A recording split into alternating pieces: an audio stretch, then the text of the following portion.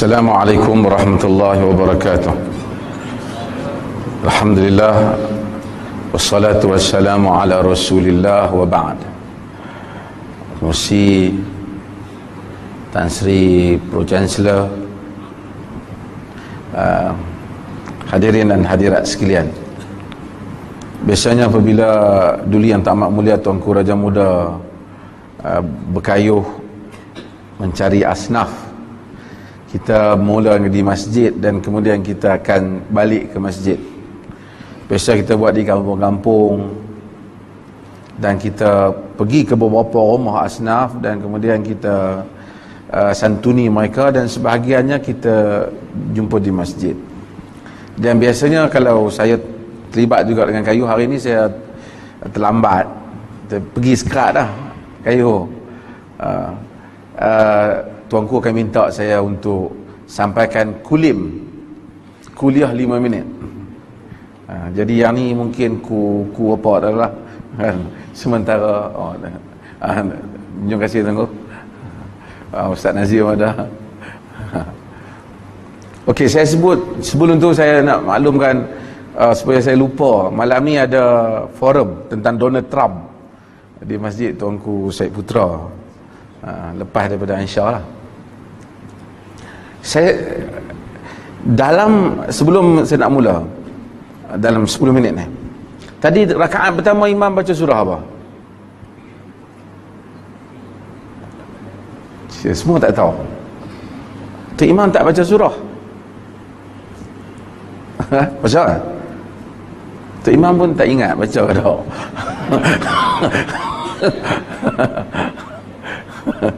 Tu imam baca surah apa? Semua yang semayang ni tak tahu tu imam baca surah apa? Itu menunjukkan kita tak bagi perhatian kan. Tu imam baca surah apa?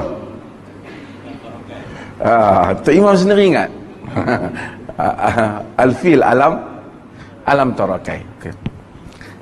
Alam, saya nak sebut sikit, saya nak sentuh 2-3 benda. Alam tara kaifa fa'ala rabbuka bi ashabil fil. Tidakkah kamu lihat bagaimana Tuhanmu telah lakukan kepada tuan-tuan empunya gajah? Cerita tuan-tuan empunya gajah ni ialah cerita di mana orang Arab ni dulu dia tak ada tahun 1, tahun 2, dia tak ada. Mereka menamakan tahun berdasarkan kepada peristiwa. Kalau tahun tu berlaku satu peristiwa penting, tahun tu dibubuh nama itulah.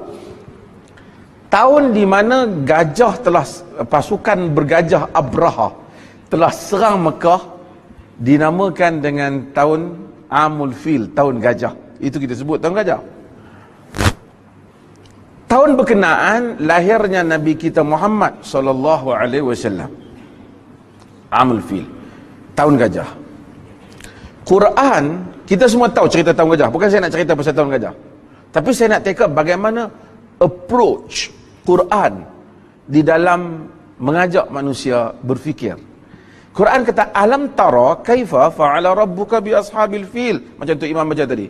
Tidakkah kamu lihat bagaimana Tuhanmu telah lakukan kepada tuan-tuan empunya gajah? Macam mana mereka nak lihat? Benda dah tak ada. Yang ni mereka lihat berdasarkan kepada maklumat, berdasarkan khayalan, khabar, ataupun berdasarkan cerita orang yang pernah lihat, ataupun ditujukan kepada orang yang lihat, dan orang yang pernah lihat menceritakan kepada orang lain. Yang ni maklumat. Agama mau manusia melihat. Tapi untuk apa kita lihat? Kita kata kat kawan kita, hang tak tengok ke apa berlaku kat dia? Apa maksud kita? Adakah kita suruh dia tengok, ataupun kita suruh dia mengambil pengajaran daripada apa yang dia tengok? Kita suruh dia ambil pengajaran daripada apa yang dia tengok. Sebanyak mungkin ayat dalam Al-Quran kita baca, Allah sebut alam tara, alam yarau. Tidakkah kamu lihat, tidakkah mereka lihat? Kerana dia mau kita lihat. Bukan dia mau kita lihat saja, dia mau kita analisa. Sebahagiannya kita tak dapat lihat kerana sudah berlaku, tetapi maklumat mendesak untuk kita melakukan perhati baliklah apa kesannya.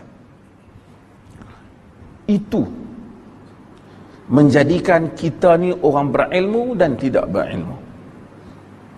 Orang berilmu apabila dia tengok ayat, apa beza kita student UiTM dengan makcik di kampung tu yang melihat air?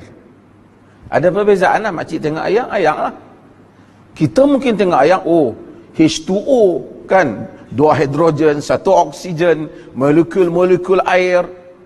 Yang mana pengetahuan menjadikan kita tahu di sebalik perkara yang kita lihat. Doktor tengok orang sakit dengan kita tengok orang sakit tak sama. Dia tengok, dia nampak segala perkara di sebalik itu. Ini ilmu. Perjuangan untuk boleh faham terhadap apa yang kita lihat ialah perjuangan yang dianggap sebagai jihad dalam agama. Sebab itu ada asnaf fi sabilillah. Ada asnaf fi sabilillah, jihad pada jalan Allah. Para fuqaha memasukkan, yakni para sarjana memasukkan antaranya ialah orang yang menuntut ilmu. Kerana agama sangat mementingkan soal memahami sesuatu dengan cara yang betul. Tidak ada satu agama pun, pergi bacalah dalam mana-mana teks yang menyatakan menuntut ilmu suatu kewajipan, tak menuntut berdosa, ikut sesuatu secara membabi buta ataupun mengkhinzir buta, kerana babi tidak boleh digunakan, adalah berdosa. Tak dibenarkan. Quran kata, Rabbi zidni, aqul Rabbi zidni ilma. Katakanlah, wahai Tuhan, tambahkanlah untukku ilmu pengetahuan. Maka orang yang keluar menuntut ilmu dikira sebagai melakukan jihad.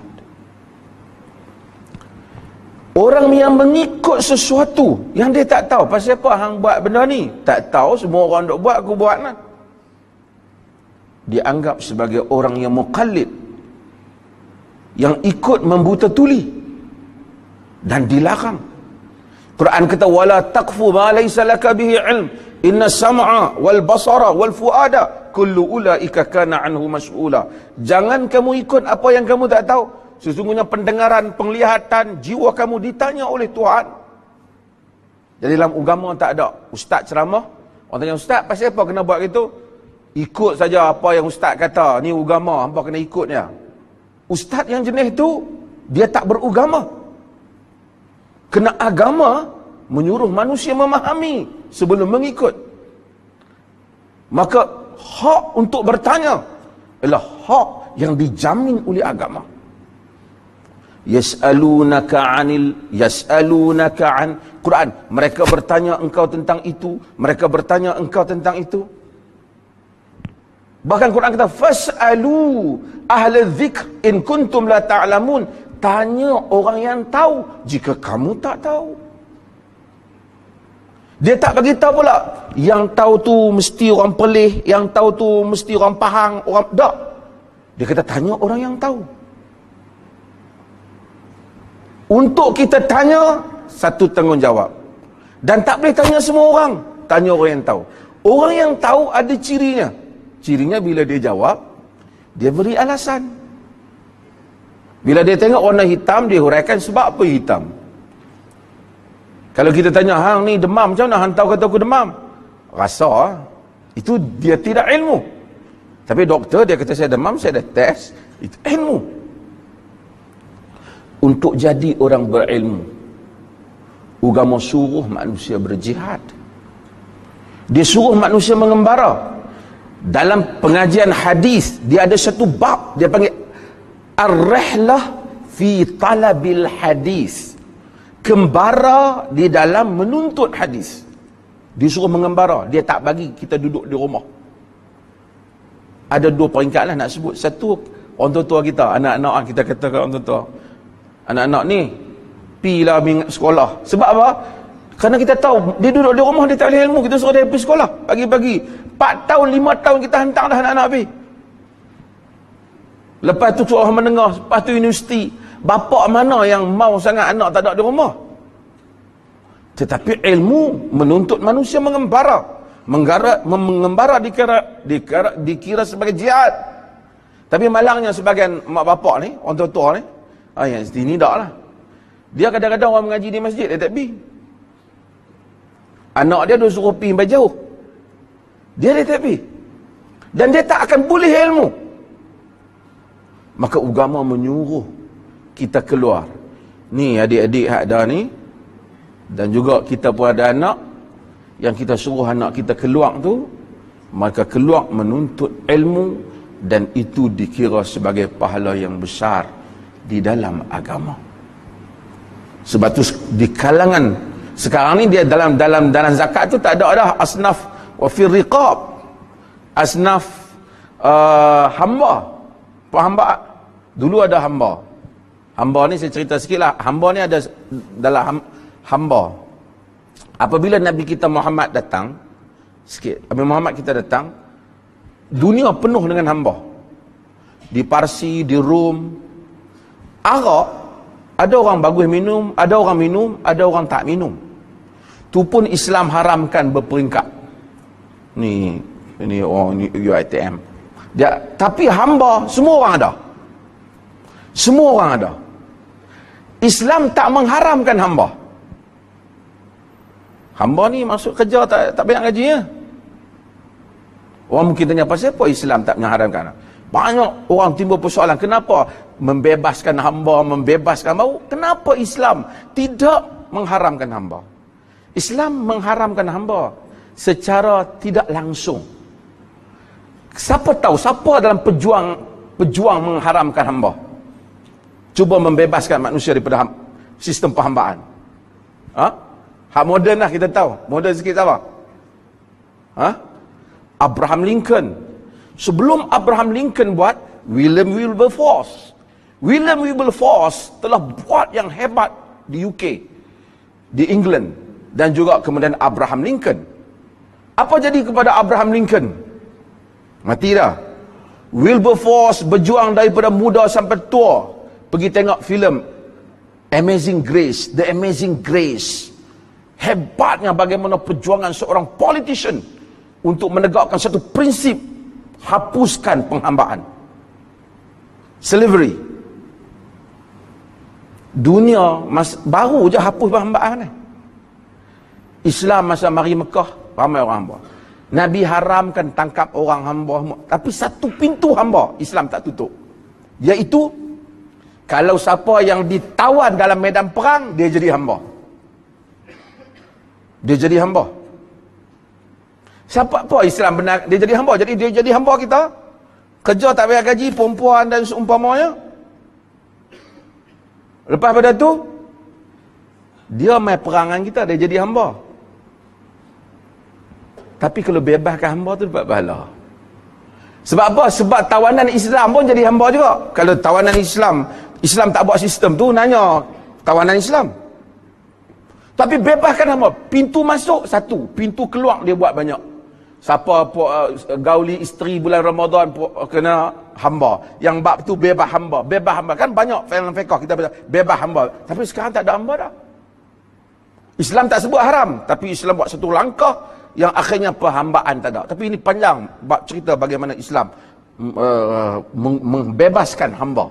Membebaskan hamba. Dan Nabi pun ada hamba di rumah dia. Orang bagi hadiah, maharaja ada bagi hadiah kepada.